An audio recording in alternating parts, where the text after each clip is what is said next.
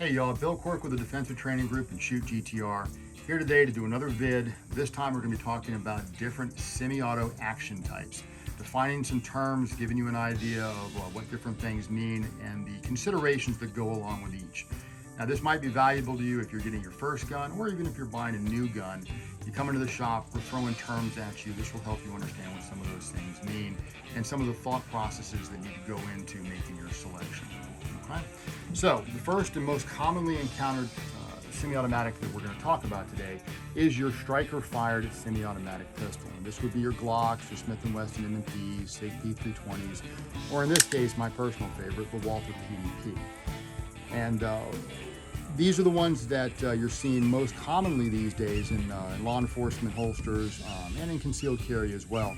And one of the nice things about these is they are simple as far as the overall controls and whatnot. So the characteristics of this, we have no exposed hammer, and the firing pin, in this case called a striker assembly, is located within the slide. Most of these, not all, but most of these are what we call double action only. So let's define those terms for a second. Double action means that two things happen as you press the trigger. The hammer or striker is cocked and then released to fire the weapon. You'll also hear about single action only, like a 1911. In that case, the hammer is already cocked through some other mechanism, back in the slide or whatever the case may be. And when you press the trigger, all that happens is the hammer is released to fire the pistol. So single action, one action. Double action, single action, the first trigger press is longer and heavier because it has to cock and release the hammer or striker. And then subsequent trigger presses are going to be lighter and crisper because the striker or hammer is already in the cocked position. So double action, two action, single action, one action. So now we understand kind of the ground terms. So going back to the striker-fired semi-automatic pistol, the PDP, your Glocks, your Smith & Wesson M&Ps are correctly classified as double action only. Because every time you press the trigger, it both retracts and releases the striker for those two actions. There are some striker-fired semi-automatic pistols, the Springfield Armory XD being one, where when you retract the slide, that pre-cocks the striker to a greater degree, so really they're more technically single action only because pressing the trigger only releases the striker. But for our intents and purposes, we're just going to call these all striker-fired semi-automatic pistols and understand that most of them are DAO, double action only, with some exceptions. But the nice thing about these is the simplicity, as I said earlier. You don't have any external safeties or anything. We have our standard, our magazine release, our slide release, but that's going to be it as far as external controls. Now, understand that most modern semi-automatic pistols are mechanically very safe objects, and they have all kinds of internal safeties that are designed to keep the weapon from discharging if you drop it or if it's jostled or something. All of these are going to have those. But we talk about external safeties, and that's some sort of external on-off switch that you can turn the gun on, turn the gun off, and that's something separate. And you're going to see in the two other types, those come into play. So these are the most common these days. Like I said, Glocks, Smith & Wesson, SIGs, Walthers, and one of the best things about these, very safe, but they are very simple.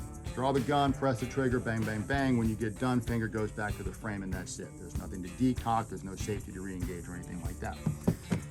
Our second type that we're going to talk about is our single action only. And so this is from STI, now called Staccato. This is their Costa Ludus VIP version. And this gun is single action only. So the hammer is in the cocked position and we have a thumb safety right here that we have to disengage in order to shoot the weapon. If the hammer is forward and I press the trigger, nothing's going to happen. There's no internal linkage that's going to make the hammer retract when I press the trigger. I have to retract the slide, which brings the hammer to the full cock position and then re-engage my safety. So these guns are the reason. It's 1911. We call it a 1911 because it was adopted by the United States military in the year 1911. And over 100 years later, they're still going strong. And most major manufacturers make something along these lines. The reason they're still very popular is ergonomically, they fit the hand very, very well, and they're very, very easy to shoot. The trigger, those of you that have trained with me, I talk about pressing the button, not pulling the trigger. And in this case, literally it's a button attached to a shoe that goes straight back in the frame, as opposed to most of your modern guns where there's a pin and there's actually a pivot point. Okay, so this is a fulcrum, a lever. This is very literally just a button that we're going to press straight back. These guns are very easy to shoot, very ergonomic, very, very popular. The challenges are, because you have this manual safety, because the hammer is cocked, this weapon is not designed to be holstered up without the safety engaged. Carried cocked and locked is what we call it. So you as the end user, if you like this type of weapon, you have to commit to learning how to use this safety, both to reflexively take it off as you present the gun and to reflexively re-engage the safety prior to reholstering the weapon. It's not meant, it's not safe for you to carry this gun without the safety engaged and the hammer cocked. And no, we do not ever carry this with the hammer forward. It's not something we're going to do. Okay? So that takes us to our last design. This is our double action, single action. So the way this works, we have an exposed hammer. And the way this works is when we press the trigger on that first trigger press, it's going to cock and release the hammer, double action. The slide reciprocates under recoil, and now the hammer is cocked. We reset the trigger. Subsequent shots are all going to be single action. So double action, single action. When we get done, we have to depress this lever up here, and it's ambidextrous on both sides. That will safely decock the weapon. So you can see when I depress this lever, it rotates the firing pin out of the way and safely decocks the hammer into that double action position. So with this pistol, the benefit for some people, they like the idea, especially as a concealment weapon, this first double action trigger press gives you a little bit more insurance, if you will, to make sure, yes, I do intend to depress that trigger and make that gun go bang. Whereas one of the lighter trigger presses, the concern is that it's easier for you to overcome that perhaps in a stress situation, whereas this requires a bit more deliberate effort. Subsequent shots after you're in the gunfight are now single action, the gun's more manageable. That's the argument. There's some merit to it, your mileage may vary. I do carry, all three of these guns are my carry guns, and so I do carry this gun not infrequently. The challenges are that you have to learn to manage the transition between that double action first shot and the subsequent single action shot. So there is a transition, the trigger presses are significantly different. This one you can see how much further the trigger is. It is about, on this gun, about 8.5, 9 pounds. And then when the hammer is cocked, how much further back the trigger is. And this one is about 3.5, perhaps. So there is a transition that you have to learn and master when you're utilizing the weapon. And then when you get done, you have to learn to be able to decock before you holster back up. That's something that you have to commit to, because you're not supposed to reholster with the hammer in the cocked position. You have to remember to safely decock that weapon before you put it away.